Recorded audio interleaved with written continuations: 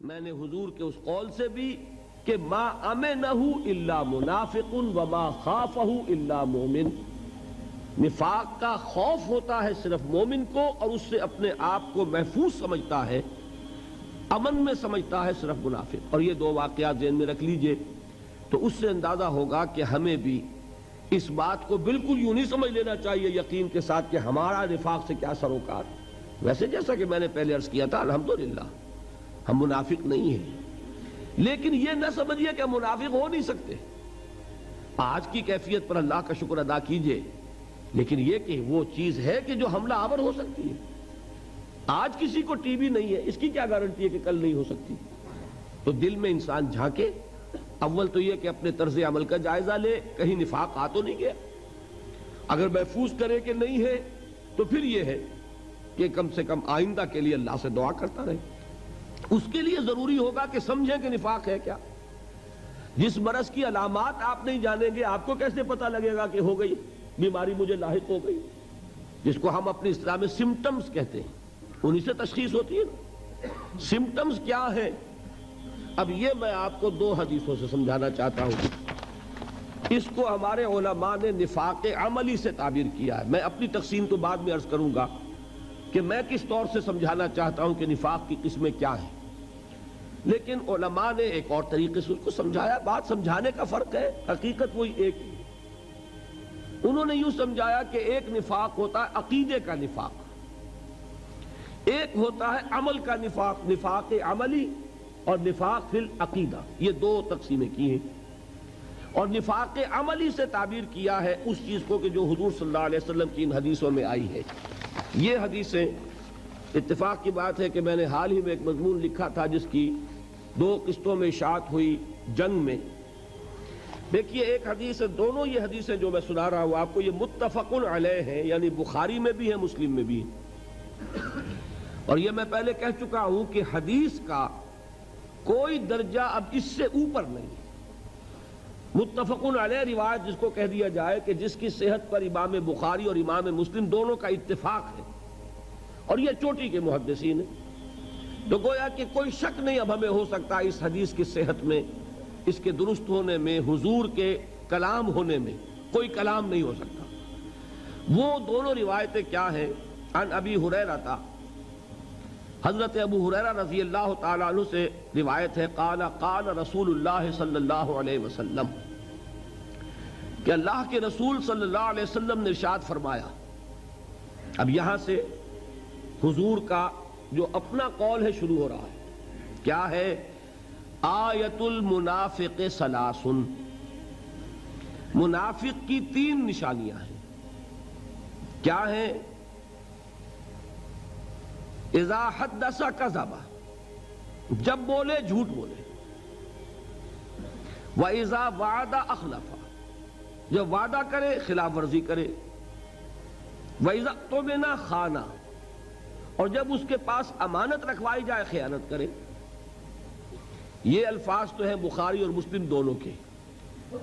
آیت المنافق ثلاث، منافق کی نشانیاں تین ہیں، جب بولے جھوٹ بولے، وعدہ کرے خلاف ورزی کرے، امانت رکھوائی جائے خیانت کرے۔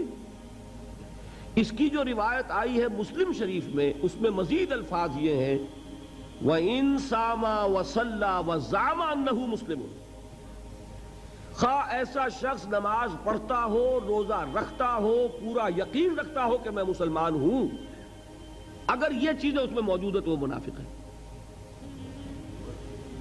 اس میں تو بہت زور پیدا ہو گیا۔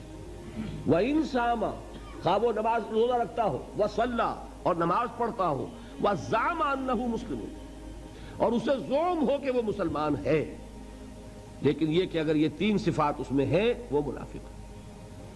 دوسری حدیث سنیے، یہ بھی متفق علیہ، اس کے راوی ہیں حضرت عمر کے صاحبزادے عبداللہ رضی اللہ تعالی عنہما، وعن عبداللہ ابن عمرو، نہیں یہ حضرت عمرو ابن العاص کے صاحبزادے ہیں۔ ایک حضرت عمر ہیں خلیفہ ثانی جن کا واقعہ میں نے آپ کو سنایا، وہ عمر ہیں۔ ایک عمرو ابن العاص ہیں جو گورنر تھے مصر کے، اس میں واو آتا ہے، لوگ عمرو پڑھ دیتے ہیں اس کو، وہ غلط ہے۔ عمرو واو نہیں بولے گا اور عین پر زبر ہے، یہ ہے عمر، حضرت عمر رضی اللہ تعالی عنہ خلیفہ ثانی فاروق اعظم، اور وہ ہے عمرو ابن العاص، میم پر جزم ہے، عین پر زبر ہے۔ تو حضرت عمرو ابن العاص کے بیٹے کے نام بھی عبداللہ ہے، ان کی روایت ہے قال قال رسول اللہ صلی اللہ علیہ وسلم، وہ فرماتے ہیں کہ نبی اکرم صلی اللہ علیہ وسلم نے ارشاد فرمایا اربعن، چار خصلتیں ایسی ہیں من کن فیہ کان منافقا خالصا، کہ جس میں وہ چاروں ہوں گی وہ تو کٹر منافق ہوگا، خالص منافق۔ اب کوئی لفظ مشکل نہیں ہے اس میں، اربع یہ آپ سب جانتے ہیں، چار چیزیں، من کن فیہ جس میں وہ ہوں گی، کانا منافقا خالصا وہ خالص منافق ہوگا۔ اس خالص کا ہماری زبان میں کٹر جو ہے وہ صحیح مفہوم ہے۔ ومن کانت فیہ خصلۃ، اور جس میں ان میں سے ایک خصلت ہوگی، منہن ان میں سے، کانت فیہ خصلۃ من النفاق تو اس میں نفاق کی ایک خصلت ہوئی۔ اب اس کو آپ خود کیلکولیٹ کر لیجئے، 4 سے 100% منافق ہو گیا تو 1 سے 25% ہو گیا، 2 ہے تو 50% منافق ہے، 3 ہے تو 75% منافق ہے۔ یہ تو اس کے ہیں فل ان دی بلینکس۔ حضور نے 2 چیزیں بیان فرما دی، جس میں چاروں ہے وہ تو منافق ہے خالص 100%، جس میں ایک خصلت ہے اس میں اسی نسبت سے نفاق موجود ہے۔ وہ 4 کیا ہیں؟ 3 تو وہی ہیں جو اس حدیث میں آئی، ایک مزید فرمایا اذا اؤتمن خانہ، جو وہاں آخری تھی وہ یہاں شروع میں ہے، جب اس کے پاس امانت رکھوائی جائے تو وہ خیانت کرے، وَإِذَا حَدَّثَ كَذَبَ جب وہ بولے جھوٹ بولے، وَإِذَا عَاهَدَ غَدَرَ جب کوئی معاہدہ کرے تو بے وفائی کرے، معاہدے کی خلاف ورزی کرے، اور چوتھا بس سنیے وَإِذَا خَاصَمَ فَجَرَ جب کہیں جھگڑ پڑے کسی سے تو آپے سے باہر ہو جائے، کنٹرول نہ رہے اسے اپنے اوپر، اس کو زبان پر کنٹرول نہ رہے کہ جو منہ میں آئے بک دے، جو زبان پر آ جائے کہہ دے، اور جذبات پر قابو نہ رکھ سکے۔ آخر اختلاف تو ہو ہی جاتا ہے، لیکن یہ کہ اختلاف میں بھی انسان وہ ہے کہ جو اپنے آپ کو قابو میں رکھے۔ تو یہاں چوتھی صفت یہ بیان کی اذا خاصم فجر، فجر کے معنی پھٹنا، یہ فجر جو ہے پاؤں پھٹنے کو فجر کہتے ہیں۔ رات کی تاریکی کا پردہ چاک ہوتا ہے اور وہ دھاری نمودار ہوتی ہے، فجر ہے، والفجر ولیال عشر، تو پھٹنا اس میں ہے۔ اسی طرح آپ نے پڑھا ہوگا قرآن میں فنفجرت منہ اثنتا عشرۃ عینا، وہ چٹان پر جب عصا پڑا تھا حضرت موسیٰ علیہ السلام کا تو اس میں سے پھوٹ بہے 12 چشمے، تو فجر کا مفہوم ہے پھٹ جانا۔ تو جیسے انسان پھٹ جاتا ہے، ایکسپلوڈ ہو جاتا ہے، یہ آپ لفظ استعمال کرتے بھی ہیں، کوئی شخص ضبط کیے ہوئے ہے، آپ کی 10 باتیں تو اس لیے 11ویں کے اوپر ایک دم ایکسپلوڈ ہوتا ہے۔